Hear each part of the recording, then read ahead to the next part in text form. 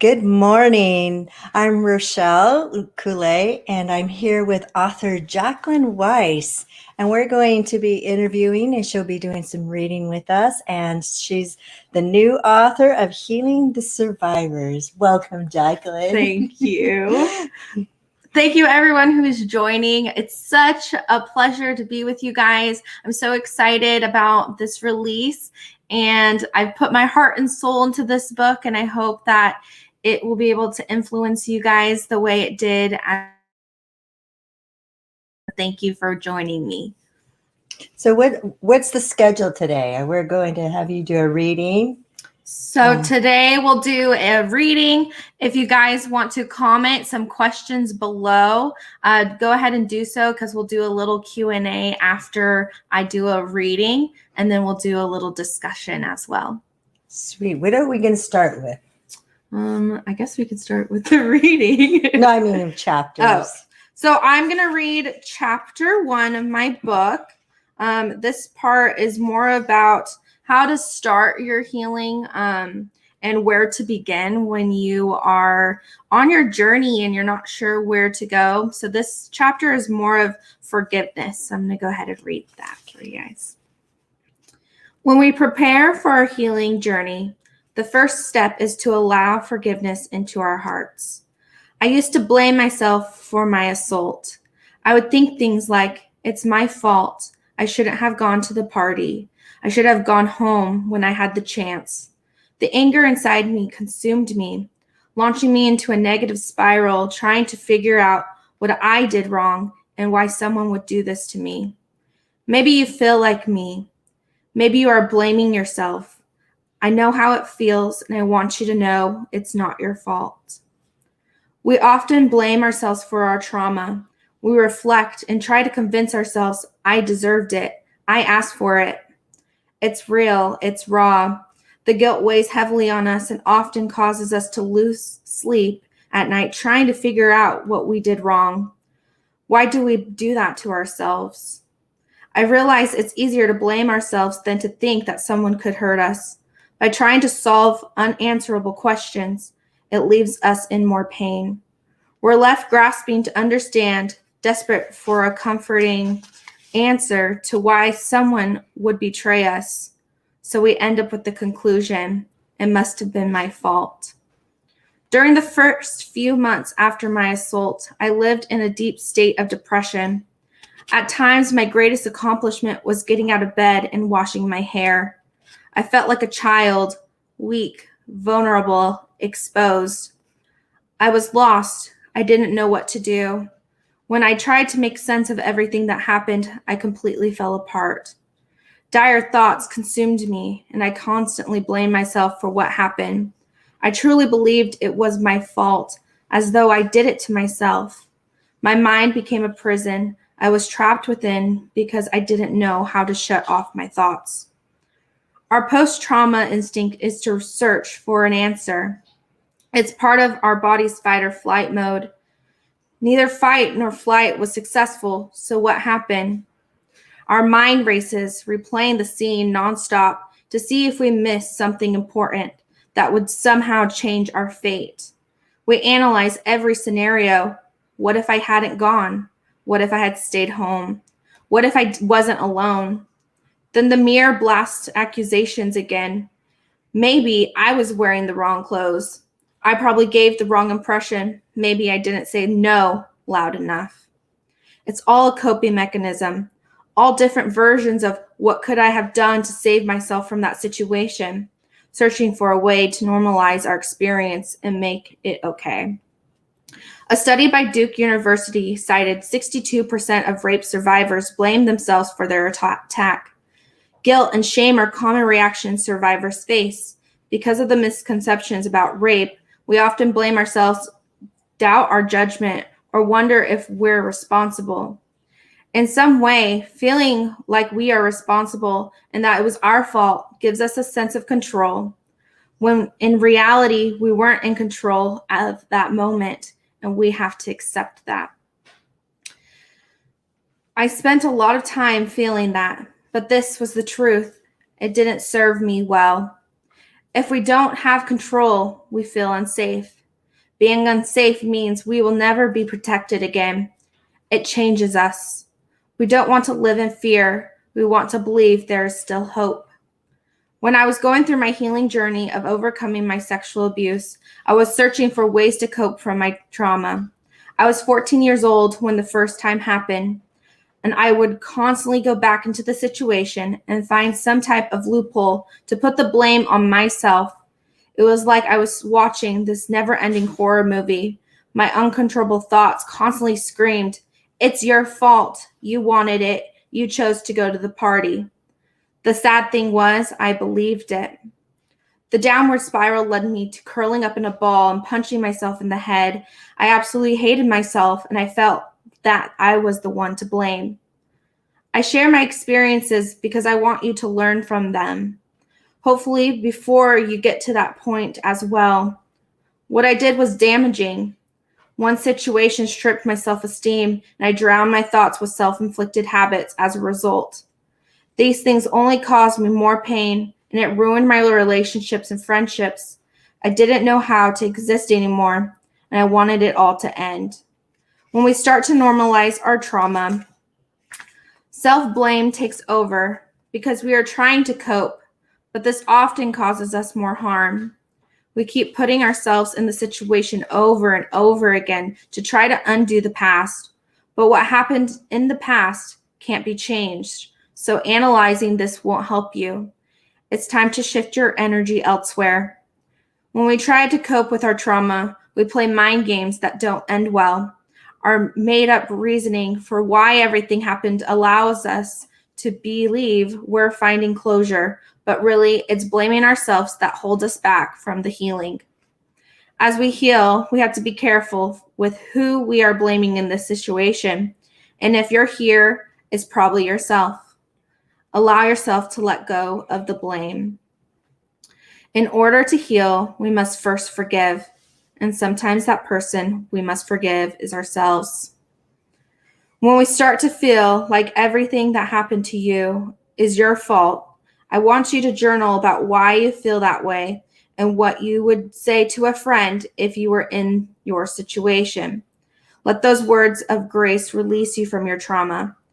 Let me speak these very important words to you. You did nothing wrong. It wasn't your fault. I believe in you. Please read these words over and over again. Now it's your turn to believe it. Constantly remind yourself that this wasn't your fault and your assaulter doesn't have power over you. You have the power within to heal and move forward. It all begins when the decision to do so. Now, we'll take a break. Okay. May you see your book. So before we get, I'd like you to, if you see the cover, what does the red hand symbolize? So in my native culture, 4 of 5 women are raped, and there is a whole movement for the missing Indigenous women from being raped and from domestic violence situations. So this handprint represents the missing Indigenous women for the voices that aren't heard, and for the women and men who haven't been able to share their story and their families who aren't able to find them and talk about what's happened to their children.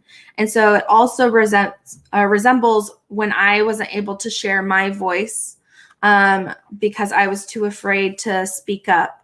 But really, when I didn't speak up about what was happening to me, it only was more damaging. So to me, that resembles the power of my voice. That's amazing. Thank you for sharing that, because I know that if someone doesn't understand the symbolism, it could be frightening and what that means. And also historically, like in Indigenous culture, the hand, there was always symbolisms when someone went out as a warrior, someone who, it was also a clan, the prince.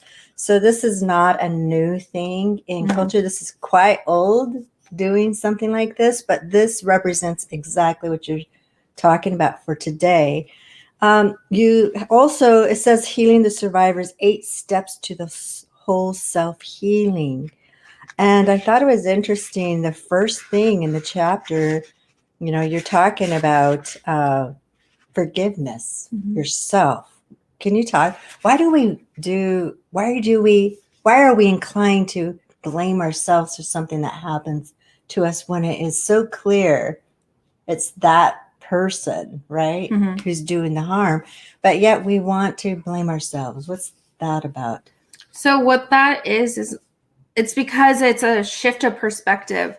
It's so hard to try to understand why someone would do that to us. It's hard to try to cope with it. And so our way of trying to cope with it on a healthy level is to reflect back onto us.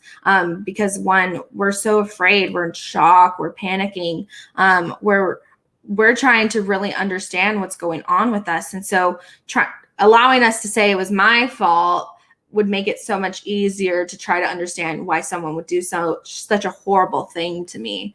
And others feel like that too. But then also we live in a society which is on its way to changing. But we were always told like it's the victim's fault. Like no one sets, like even in our systems, we don't set up women and men who have gone through abuse for success. It's more of for an assault or for that person who did the assaulting. So we live in that world where it is the victim's fault, and it's harder to prove that someone is guilty rather than not guilty. And so really it's with that incorporating our own personal self-doubt, blame, we have a society that doesn't back us up even in that scenario. Right. And historically, when we go back into Europe, and then that didn't really exist here on this continent and on this land of the people. It was well balanced. And if there was something that happened, they were quickly taken out of the society and had to earn their way back in. Or sometimes it could have been drastic. In some coastal tribes, it was to bury them in the sand. So it's a very serious thing. So then no one's going to behave in that way. But now this is learned behavior that's coming from, it's an illness that has to be discussed. And I don't understand why we want to blame ourselves first. But like you said, you can't comprehend any other reason. What did I do? So, I think that's the main thing is you also then go from there to healing the survivors in overcoming anger. And want to talk about overcoming anger? You want to read it? Let's read that section. Okay. It's okay to be angry. It's okay to be upset over what happened to you. It may feel like everything was stolen and ripped away, leaving you empty and broken. You may feel angry with the person who hurt you, angry for not being protected, and angry for being assaulted, manipulated, and abused. I used to be so angry that I would end up screaming into the distance because I don't understand why this happened to me. Maybe you feel this way right now. Own your anger. Just don't stay angry for too long because it will end up controlling your life. Anger is a tricky emotion that we all feel. It's the way we process the trauma that we have faced. We often linger too long in this emotion, and it ends up causing us more pain and sorrow in the long run. When we are on a healing journey, we must truly heal at each step in order to move forward. Ask yourself, what is holding me back from healing at this moment? What is the emotion you are currently feeling in this moment? Maybe it's more than one, like hatred, anger, betrayal, forlorn, or bitterness. That was how I felt. Did you know that hatred and anger are two of the most prevalent emotions that prevent us from truly healing? No matter who you're angry with, It could be the person that harmed you. It might be your family or maybe yourself. If you don't take care of it, it will block you from the next steps. When we are angry, it gives that person power over us. Would be moments when I was so angry, all I could do was curl up in a ball at night, crying, screaming, and yelling. I wanted to punch something. I wanted him to know how I felt. I wanted him to know how that he shattered my world and that I was completely broken. Those reactions did more damage to me than to him. He will never understand what he did and how it could affect me for the rest of my life. At 14 years old, I turned to self-harm. The anger spurred so much hatred that in an effort to cope, I drank, inflicted pain on myself, and entertained suicidal thoughts. I was desperate to escape. I wanted to die, and at times I came close to taking my own life. It was awful. It was hard, and I know it weighed heavily on my relationships and family. It weighed heavily on me as well. I felt every single day for almost a year. My life felt like it was crashing around me. I wanted to cry. I wanted to scream. I wanted to go and punch someone. I wanted to just let go of all the anger, but I didn't know how. I didn't know there was a right way, but I didn't want this person to have control over me, and I wanted to move forward. It's a heartbreaking moment. It feels like we are gasping for air, just wanting someone to feel and hurt just like we do. We get stuck disintegrating, watching the pieces of our life fall apart, instead allowing that anger within you to move you, not to take your power away. There was a breakthrough moment when I was tired of being angry and hurt. I didn't want to feel that way anymore. You probably won't or don't want to be stuck like this either. I don't know where you're at on your healing journey, and I don't know if you're feeling exactly the way I felt or not. The suffering, depression, crippling post-traumatic stress disorder, the sleepless nights of replaying the scene in your mind, shutting down, isolating yourself from others, scared to go out into the world. If any of this is familiar to you, this is why I want to help you continue through the next steps. If you're ready to heal and you want to reclaim your power, you have to let go of the anger. When we are angry with that person, it blocks true healing from taking place. I was pissed off, I was hurt, and I felt unable to love or trust anyone. One day, I woke up and decided I could no longer let my anger control me. I chose instead to allow my anger to push me forward. Oftentimes, our anger traps us from moving forward because it becomes a barrier between our happiness and us. When I decided to no longer be angry, I had to look within myself, forgive myself, and allow myself to breathe through it. I know it takes time, but one thing I realized was once I let go of my anger, that's when I started to see a shift within me. It allowed some of the bitterness to seep out. When we are searching for a way to cope, anger is the first thing that needs to be moved out of the way. Did you know, on a frequency scale, anger is the lowest vibration? The map of consciousness explains how emotions vibrate at a certain frequency. Frequencies affect your thoughts, health, emotions, and belief systems. Nikola Tesla states, if you want to find the secrets to the universe, think in terms of energy, frequency, and vibration. So if you are in a low vibrational frequency, that is where you will stay. I want you to think about anger as a frequency. If you are constantly angry, you will stay angry, and it will begin to attract depression, shame, and guilt. Our every thought, belief, emotion, and action as we consume on a daily basis creates the overall frequency of our bodies. This frequency is then sent out like a radio tower and brought back to you like a boomerang. Frequencies are energetic waves that stimulate our brain, which sends out frequency into our bodies. Whatever you consume affects you physically, mentally, and spiritually.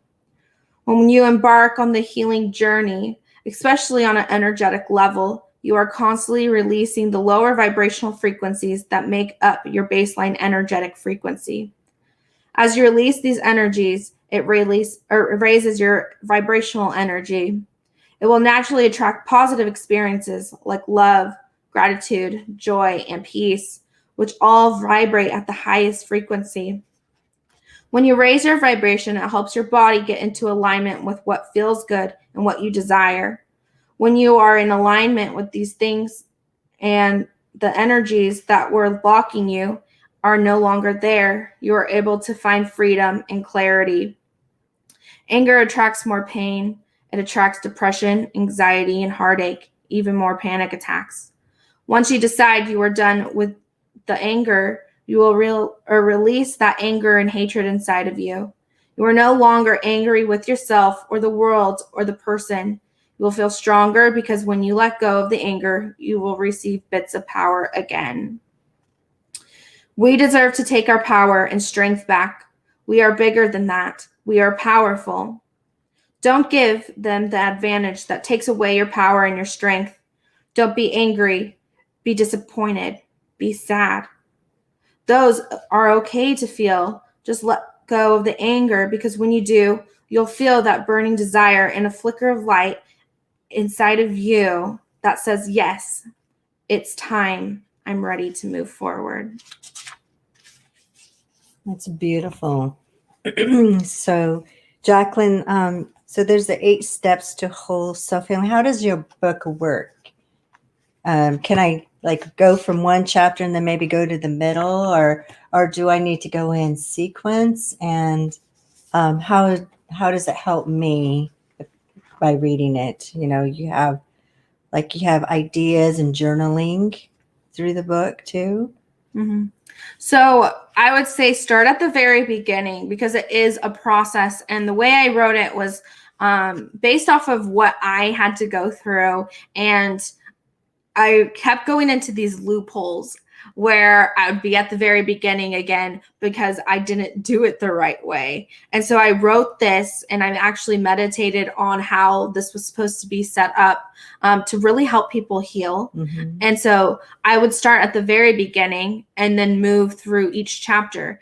But take your time with each chapter too. It's not a book that you're just supposed to read in one day, because in here, I have affirmations, I have exercises, I have journal entries for you to do, so you can really dig in deep for yourself so you can heal and move forward.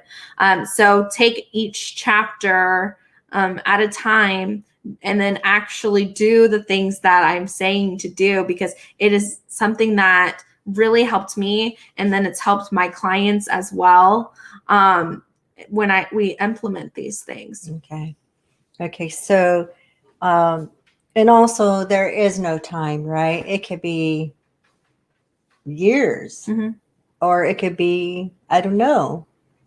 I've seen you work with a client one time, and this happened to them, and that day you were able to release that energy. Mm-hmm.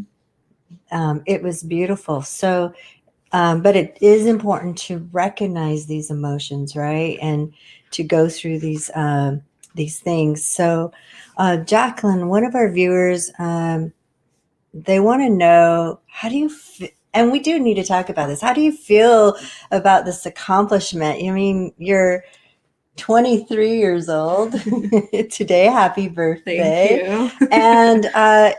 And wrote a book. And how does that feel? And what advice do you have for new authors and entrepreneurs? So I feel really excited, but then at the same time, I'm kind of shocked that this is happening, because I didn't realize this was going to happen. I didn't know that I was going to become an author, and now a best-selling author. But it's just an amazing experience for me, because I know my story is helping so many people. I've already gotten a lot of comments back on how this book is helping them. And so that's what I wanted. That was my whole reason for writing this book, was if I could save or help one person who's gone through what I've gone through, and that they would feel empowered. That was the only reason why I wanted to write this book. Yeah.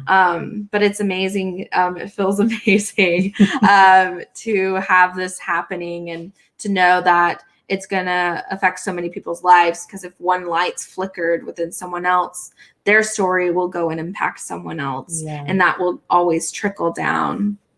So I think there's so many stories out there. Everyone has a voice, and I think it's important that we all come out and talk about it. And one thing I do like about the book is that you're not going, we all know what happened, and you're not going through the pictures you're not telling us anything in detail. You're we all know from your story that, okay, this happened, but it's not something someone's going to say, oh my gosh, I have to read that. It's going to take me through the whole thing again. You don't do that at all in this book. You're just like, okay, here's what happened, and now let's move on. And why did you set it up like that?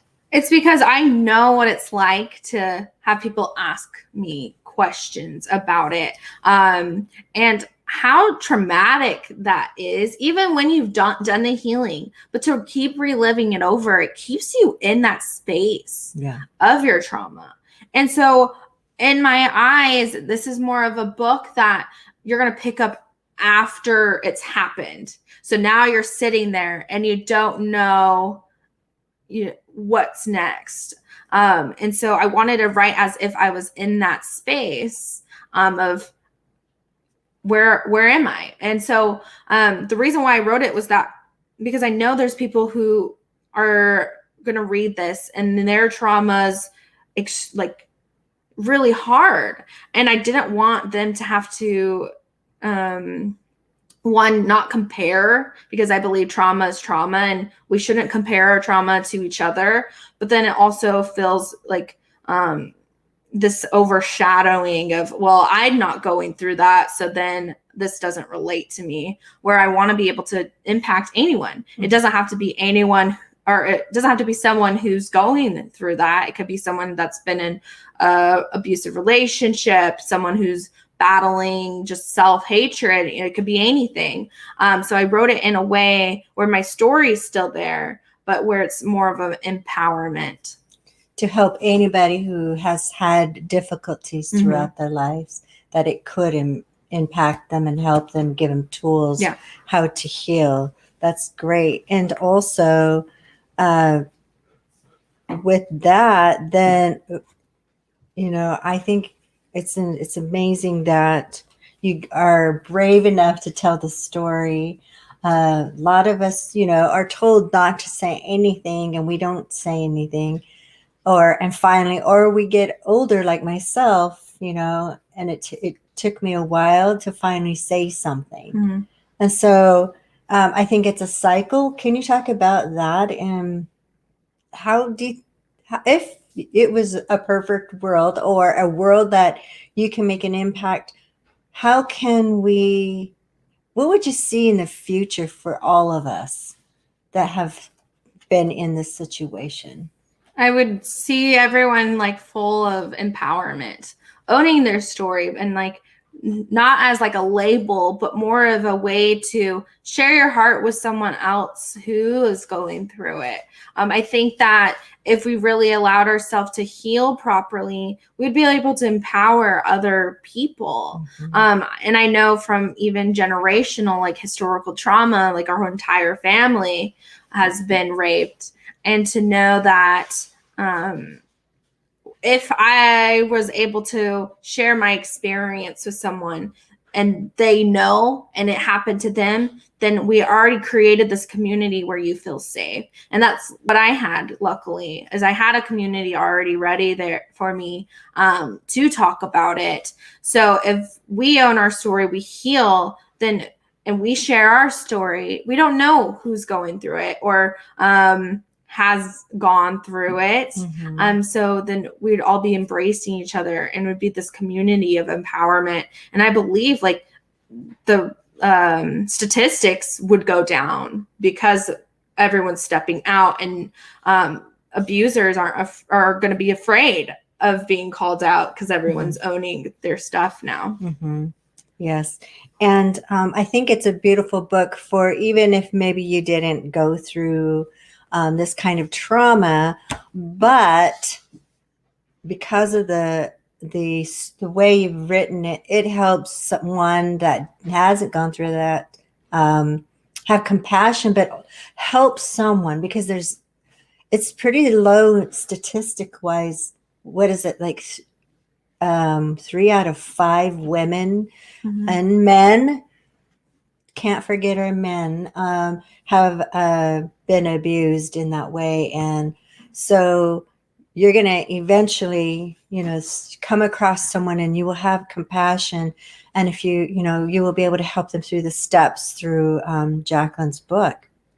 And so with that, could you talk about, I guess it's meant to be talk about raise your vibration, and what does that mean?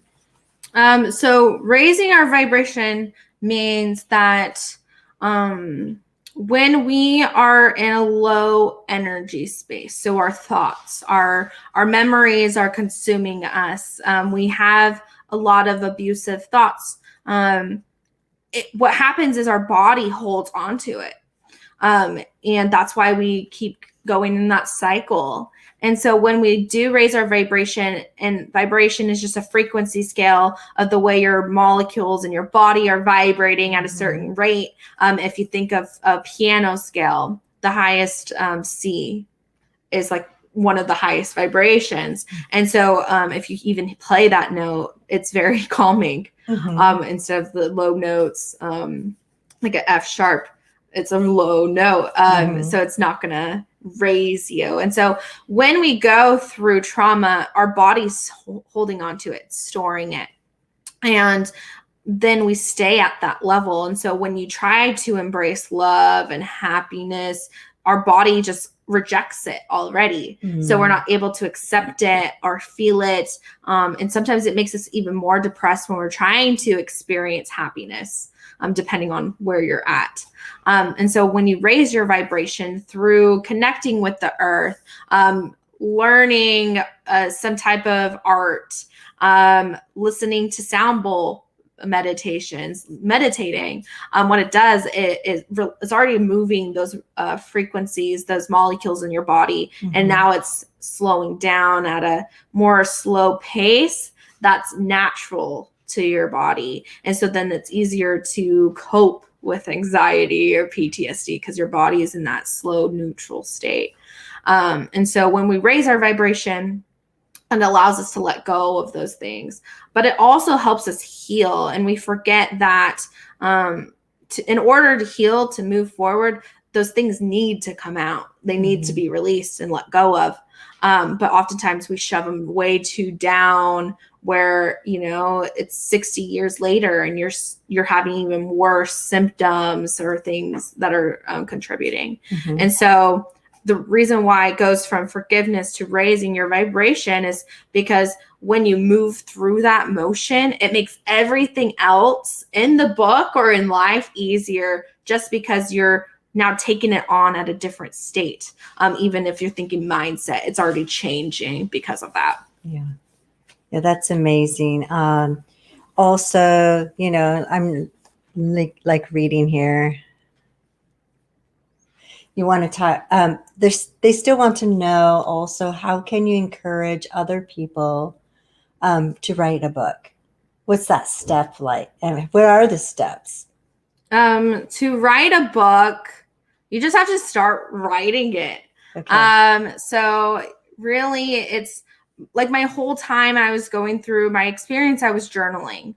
And so that was kind of like my first insight. But even when I would journal, it was funny because I would be in like that depressed state. And then on the next page, it was like a really happy, enlightening, like, you got this type of thing. And then I'd go back. And so it's kind of like, just let it flow naturally. There's different ways to write it.